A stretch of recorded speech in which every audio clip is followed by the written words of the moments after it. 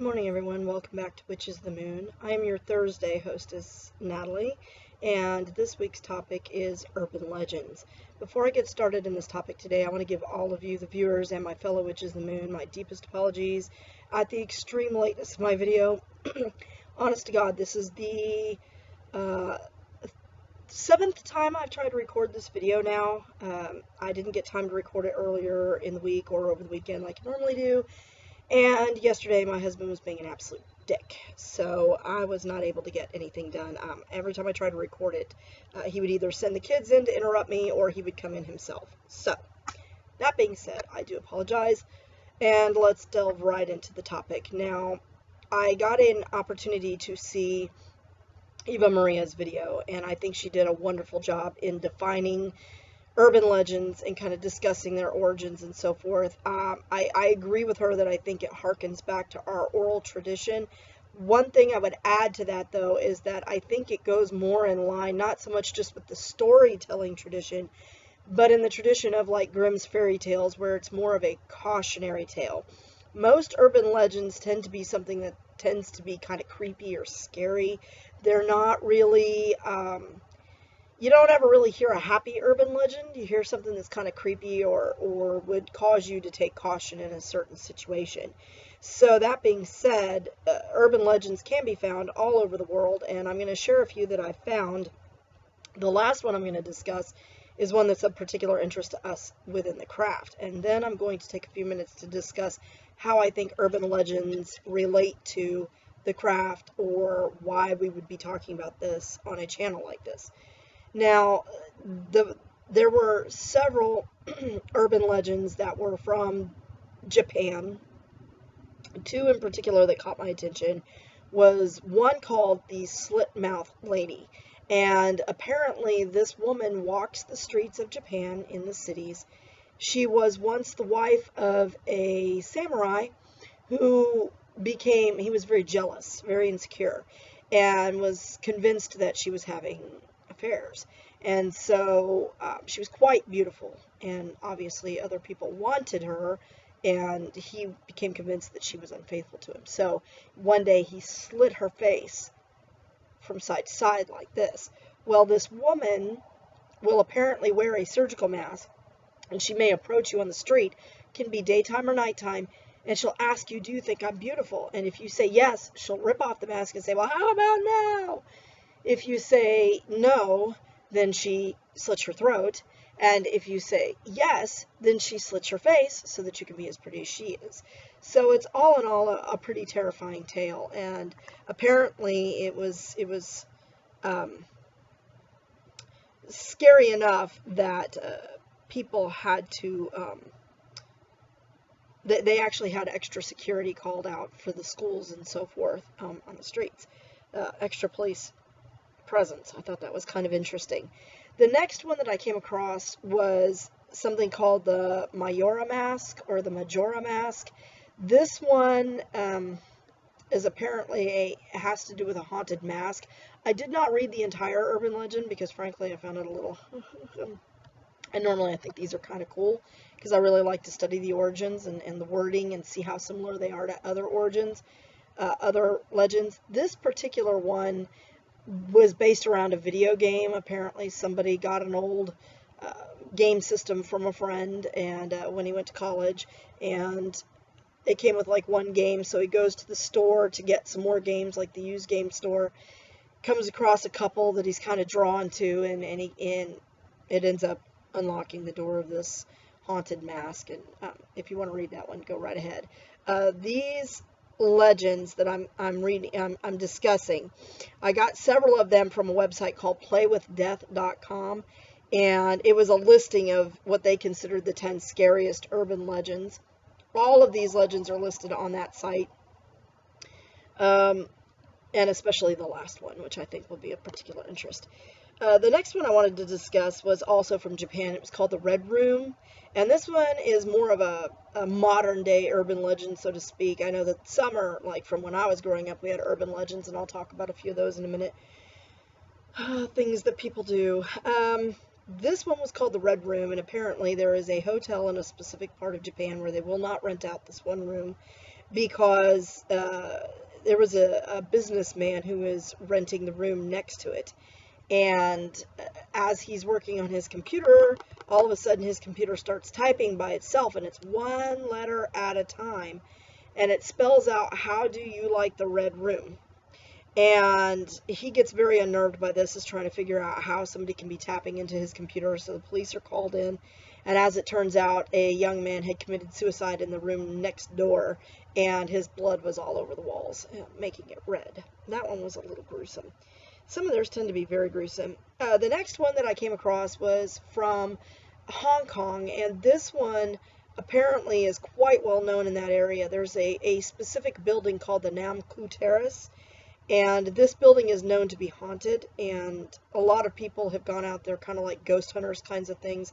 The most famous incident was a group of 8 girls went out to the Nam Kwu Terrace to spend the night to try to kind of do a ghost hunter sort of thing, and they did not make it through the night. They ended up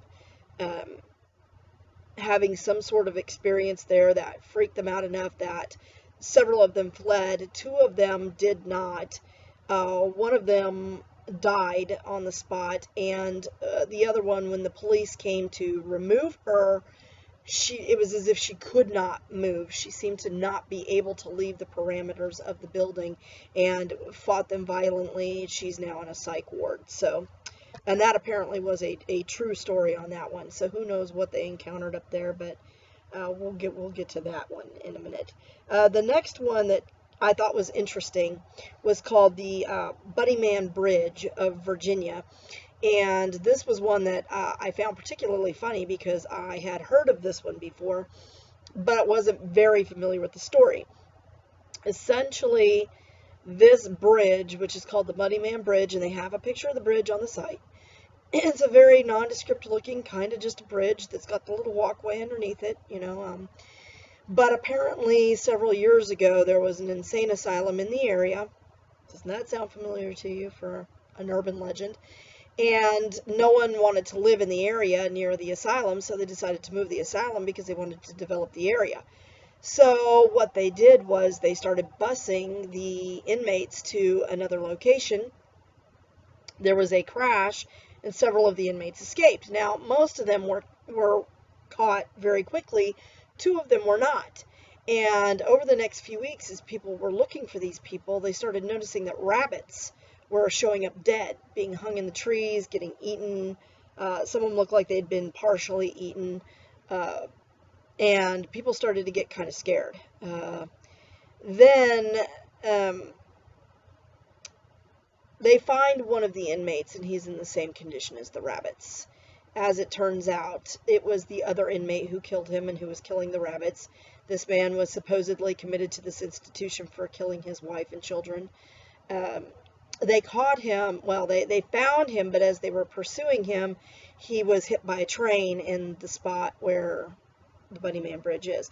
And supposedly he haunts that spot. So the kids will go out there and see what they can do to provoke him. Probably not a good idea. Another urban legend that I came across comes from Seattle. I thought it was very interesting. It's called the Smiling Man, and this one I think has probably either been the basis of some horror movies or has been inspired by some of the modern day horror movies. This one, originally, supposedly, it was not known what the city was, but it's now known the city was Seattle. And this young man was saying that he likes to take walks late at night. He finds it peaceful. It gives him time to think. So who amongst us isn't one of those people? So he's out walking late at night when he notices this person is kind of dancing. You know, as he's approaching, they're coming towards him on the same side of the street, and they're kind of dancing. And, you know, at first he thinks the person's kind of drunk. But then as he's watching the person, he notices that the movements are actually quite graceful. The person seems to be kind of waltzing. And he's kind of thinking, okay, this person's either, you know, drunk or high or whatever. But it's kind of weird because their movements are very graceful and precise. And so he kind of gets a little nervous. So he crosses over to the other side of the street. And the person keeps kind of waltzing in his direction. And as the person gets underneath the light, he gets this look, and the face is kind of, the person's looking up, and they've got this large, kind of cartoonish grin on their face. Their eyes are open very wide. The young man gets very kind of nervous. So it kind of gives this person a really wide berth. And then he turns, and the person has disappeared. So he's kind of like, oh, okay, you know, maybe they turned off or whatever. And so he starts walking again, and then he notices something out of the corner of his eye, and he looks, and the person is directly across the street from him. So he's kind of like, okay, and he starts walking a little faster. Well, then he turns again, the person's gone, but then he notices that they are coming towards him again, and now they're on the same, he sees them looking at him is what it is, from a crops of trees, and he gets very nervous because they're on the same side of the road again. So he starts walking again a little bit faster. You know, there's nobody else out on the street. He's in a, you know, a quiet area, which was his preference to walk. Then he notices that the person is running, and they are running, well, they're tiptoeing. Large tiptoe cartoon steps, but this person's moving quickly. And he starts to get a little nervous, so he tries to kind of scare the person off by yelling at them. Well, then they start running towards him. So he takes off running and finds a more populated area with some cars. He makes it home okay, but after that, he was not so willing to go walking at night. Now, that was the first time that story appeared, but apparently it has cropped up from other areas as well. So, you know, the person is described as being very tall and lanky, which kind of brings me out to the next one that I think people are very, very familiar with. I know that Slender Man and Mothman are very familiar to a lot of people. Some movies have been made about these particular characters. Games have been made about these particular characters. Supposedly, the Slender Man has been seen in photographs, and they do actually have a photograph that looks quite old. It's black and white on the site, and at first it just looks like kids playing on a playground, and then you notice in the background this person that looks almost like they either have 8 arms or their coat is kind of flying out in a very unnatural manner, and there are several small children around them. Now, what makes this tale very interesting is that this is one of those few urban legends that crosses time and culture. The Slender Man, they've seen some sort of similar character in cave dwellings. In Brazil in the 1800s, there were supposedly pictures found in caves of this tall, slender person. And in Romania, there is a legend about a tall, slender person, a man, dressed in very dark clothing, but with the dress of a nobleman. He's very tall, he's very thin, he's very kind of pale in color, kind of tan is how they describe him, like a pale tan. And that he just appears in the woods, and he calls to the children. So Slender Man is something that's a little bit different, and supposedly weird things happen in places where he shows up. So that was what I thought was an interesting urban legend, because it tends to cross culture, and it could be because we are a society that involves a lot of other cultures. People come here from many places, and they bring these tales with them. Another one that is interesting that I think a lot of people are very familiar with is the clown statue one, or the clown figure. And this is the one where the girl is babysitting for this one involves a more well-to-do family rather than just an ordinary family.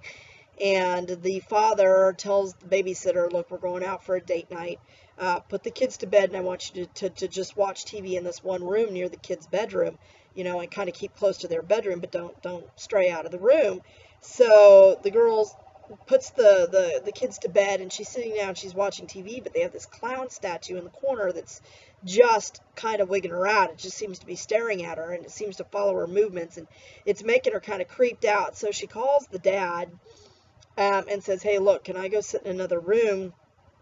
This clown statue that you've got in this corner here is really bugging me. So the dad tells her immediately, get the kids, go to the neighbors, call the cops. And she says, why? He says, just go, call me when you get to the neighbors and I'll explain. So she gets the kids and she goes next door to the neighbors and calls the police. And, he tells her to do it quietly. So she does it pretty quietly. But when she gets to the neighbor's house and she calls the father and says, okay, we've called the police over, he explains that the kids have been complaining about a clown figure that's watching them in their sleep. and just kind of, standing over him and being real creepy, and they do not have a clown statue. So the father had thought that the kids were just maybe imagining something, or he thought perhaps something was going on because the kids seemed very sincere, but he wasn't sure. And when the babysitter called, he realized immediately there was something going on. And it's been theorized that this was perhaps a crazy person or a psychotic killer, or who knows, because he doesn't actually harm anybody in the story, but he doesn't get a chance to. Although it sounds like he might have been, because he had been watching the kids for days. So, there's a theory maybe he was a midget in a clown costume from a circus, or who knows. The last one that I want to discuss, well, there's two more. This particular one I found very interesting because this one comes out of Abilene, and it's associated with a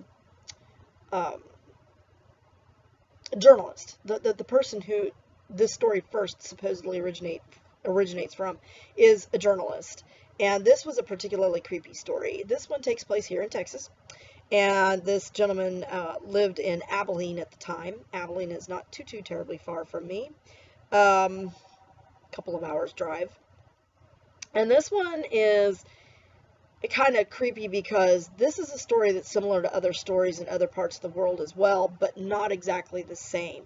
And he tells the tale that he was sitting in his car at night, kind of going through some notes and kind of trying to work on his laptop, and two kids in hoodies approach him and say that they want to go to the movies, but they don't have any money. They need a ride back home to get their money so that they can come back and watch a movie. And there's something about the kids that he's just not comfortable with. There's something about the scenario that's kind of uncomfortable. So, he doesn't have his window down all the way. He has it kind of cracked, and he's talking to him.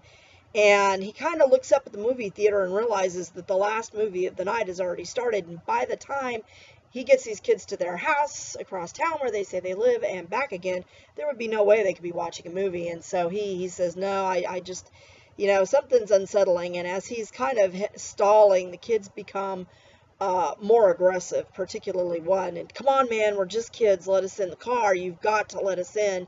We can't get in if you don't invite us.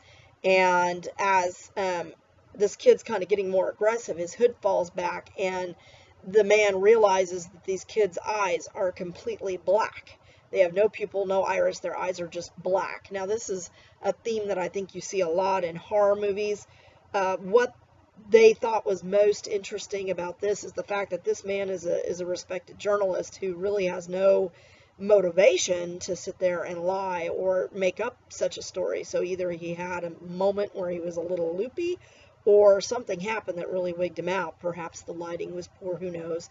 But the fact that these kids were so insistent in they needed to be invited into the car really kind of wigged him out. And then he took off. He instantly just starts the car and takes off. And as he turns back, the kids are gone. But this was an interesting tale because it takes place in a city not too far from here. One more that I wanted to discuss, that's just kind of a silly local legend and that we're all kind of familiar with, is here in Denton, there is a particular bridge. This bridge is known as the Goatman's Bridge. And what it is back in the post-Civil War days, during the Reconstruction era. As you all know, Texas was not part of the United States during that time. It was annexed shortly after. Well, not annexed. We were not annexed. We joined by treaty. But we were kind of our own independent thing at that time. But there was slavery in parts of the state. And there was still the sentiment that people were not always so willing to accept people. And what it was this actually is a documented fact about this particular story. There was a gentleman of color who had a successful goat farming business, and several of the local people who were not so friendly to people of his race became very jealous of the fact that he had become quite successful in selling his goats and raising his goats. Apparently he did a very good job of doing so, and so they hung him from a bridge. And that bridge is still around today. And one of the tales is that if you go out there at night and you go for a walk at a certain time, you will see the Goat Man um, on the bridge. Now, both of my kids have gone out to the Goat Man's bridge. In fact, I think all three of them have. All three of them told me they haven't really seen anything, but they've had friends who supposedly had. Now, that's an interesting tale. Never tried it myself. There's several, sorts of urban legends. One that I have tried that I can tell you does work is in San Antonio. There are the haunted tracks, and these tracks are what happened was a school bus stalled on the tracks, and this was back in the time when they did not have the crossing arms and warning signs that trains were coming, and they were not able to get all of the kids off the bus before the train hit it. So several of the kids were killed. And if you go out to these tracks at night, particularly close to midnight, and especially if you go out near the day when the kids were killed, and by the way, every street in the area is named for one of the kids killed on the bus, you put your car in neutral, and your car will roll across the tracks. If you park it on the tracks, put it in neutral, they will push the car off of the tracks. Now, people have put powder on the back of their car. We put baby powder on the back of ours, and there will be handprints in the car. It was a very unnerving thing at the time, but that's one of the few legends where it's not anything that's kind of scary. It's sort of creepy, but it's not dangerous like many of the others are.